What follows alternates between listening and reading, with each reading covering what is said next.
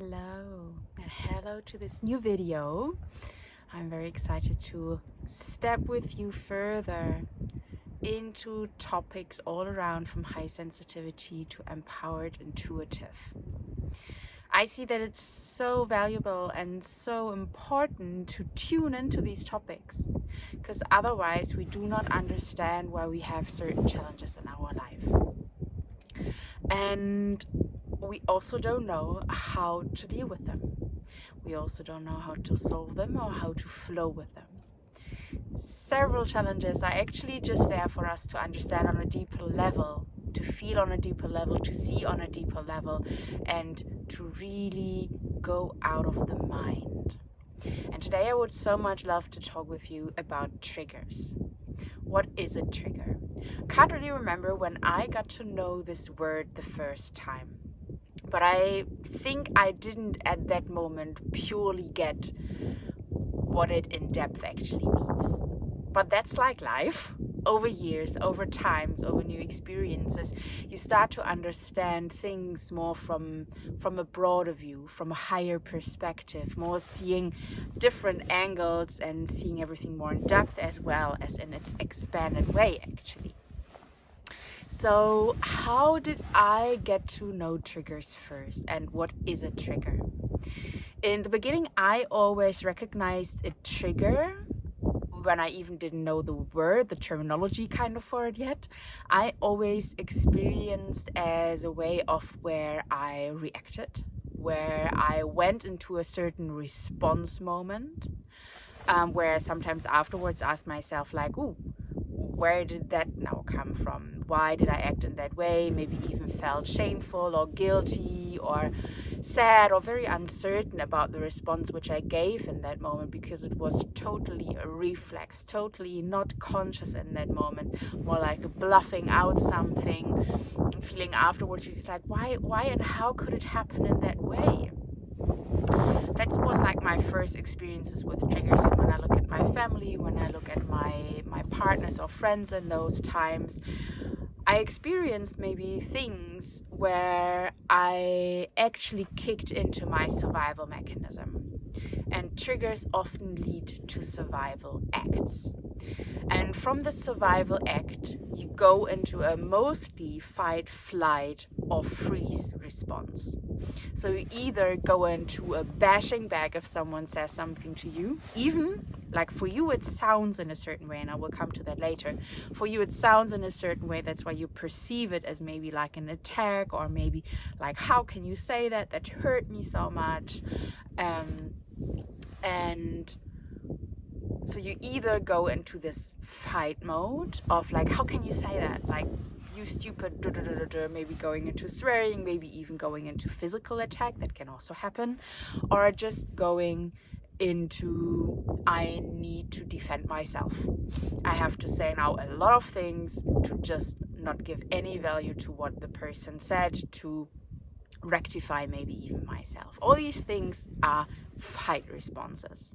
Then we have the flight responses of not wanting to talk to these persons anymore, ghosting them, going totally silence, then already goes a bit into freezing, but just thinking like, with you I will never talk again, or maybe even just like directly leave the situation. Also there can be very healthy moments of where you feel, okay, I see that I directly now went into a fight or flight response, and I see I can already observe this pattern in me, and then just like, okay, well, give me a break, I go out, and then to clarify the situation again, to assess your trigger in that moment. That's like already a secondary step. But there can also be flight responses of like, that person who said that to me, I will definitely never have any contact with them anymore, because how dare them? That's kind of flight responses. Or also really drawing oneself back, feeling afterwards, I will never say my truth anymore, I will never go out and never say or be myself, because I'm just so afraid to experience this situation again. I might be so afraid to receive this feeling inside of me again, that we draw ourselves more and more back and really stop being ourselves. That's one of the very, very often responses that we have. And then we also have the freeze moment, really of like I don't know what to say. Like your whole energy is actually just totally tied up in that moment.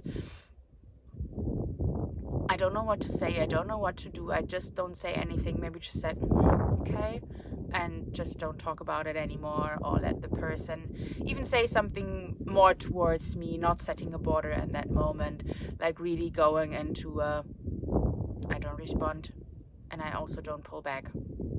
I just sit the situation now out, and maybe afterwards you will be sad, you might cry, maybe you don't feel really brave enough in that moment to speak your truth, or to just say what you want, or say what you feel in that moment. And yeah, so these are some kind of examples how we can respond to triggers. How can you imagine a trigger? I give you first a nice example. When I was with one of my former boyfriends, we were renovating the house a bit, and we were painting the walls, and by his behavior, how he was, I so much felt pushed back into my childhood, where my father was quite decisive on how things should be done. I was quite ruled around, like do this, do that, and felt not very sovereign in myself. And in that situation with my boyfriend in that moment, I felt the same way. We were working together, something physical. That was also kind of a great experience, or like a big experience, a lot of experiences I had in my past. And I felt like now he is the ruler here. Now he has to decide how I work. Maybe he even says, and he also said in some way, maybe we should do it here a bit different. I totally felt offended by what he said. I deeply felt triggered. I felt hurt inside myself, because I so much was remembered to that wound which I still had from my childhood, where I was so often told that what I did was not good enough, that there was always something wrong. And this is actually a trigger. It's like, you can imagine like the surface where we live on, and you have underlying minds. You have unresolved emotions, unresolved situations from your past in your internal system. And these minds inside of you, actually they want to be resolved. That's the thing where you should, or where I just really invite you to learn over time, to see triggers as a gift which is given to you for you to resolve your deeper minds which are still sleeping inside of you, which are actually blocking your full potential and blocking your full energy flow. And we attract then these people into our life which find sometimes the sweet spot, not consciously. They don't do that on purpose, and they say something or they do something which totally gives you kind of this flashback moment to the past. And now in this moment, maybe you feel that these certain thoughts which you had in the past, the way how you were treated in the past, that this all flows up again, and it totally overwhelms, and you maybe feel like the 8-year-old, the 4-year-old in the past.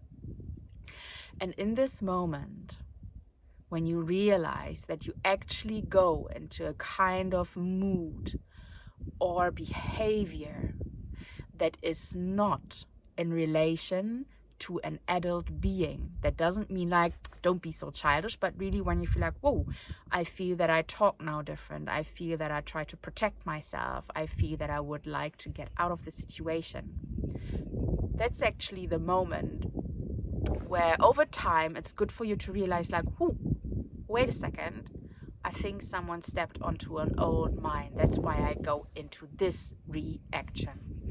Triggers you can often realize because your survival system wants to react, wants to defend yourself, wants to protect yourself, to not feel the pain which you felt in the past again. And what we can do in those moments is to take ourselves a moment. Like when you realize that, you can maybe also once write down things you remember from your past, what you experienced in your house, where you grew up with your family, how people treated you, where you felt like that was not fair, or there I didn't feel valued, there I didn't feel seen. And you will attract, because that's like in your navigation system still inside, that's how you learned how life works in your young ages. That's why in this time now, you will still attract people who will treat you the same way, because you still hold in yourself this belief, this reality that life is like this. Hope you get what I mean.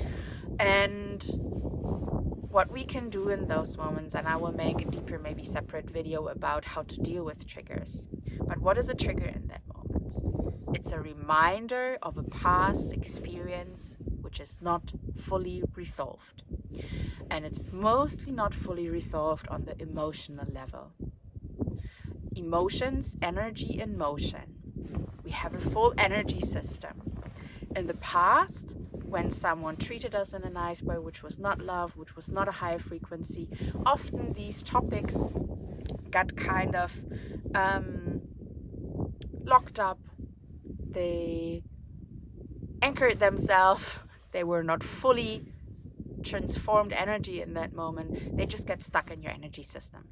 You can imagine it like you experience something, you have this riverbed where normally water just runs through. In the past, when someone said something not so nice for you, and you accepted that also maybe as the truth in that moment, or didn't feel secure enough to defend yourself, then kind of a stone is thrown into your energy system. And that over time blocks the energy system. That's why many people get sicknesses, illnesses, because the life energy can't fully move through you anymore. And then it's about us acknowledging our triggers, acknowledging the moments which we experience where we think that, whoa, that was not nice. But actually, it's not the person that wants to hurt you. You have the wound still inside of you. You have maybe a plaster, like a band-aid over your deep wound here, and they just touch over your skin. But you have the wound. That's why you feel the pain. It's about owning that trigger, understanding that trigger also as well, and especially feeling a trigger.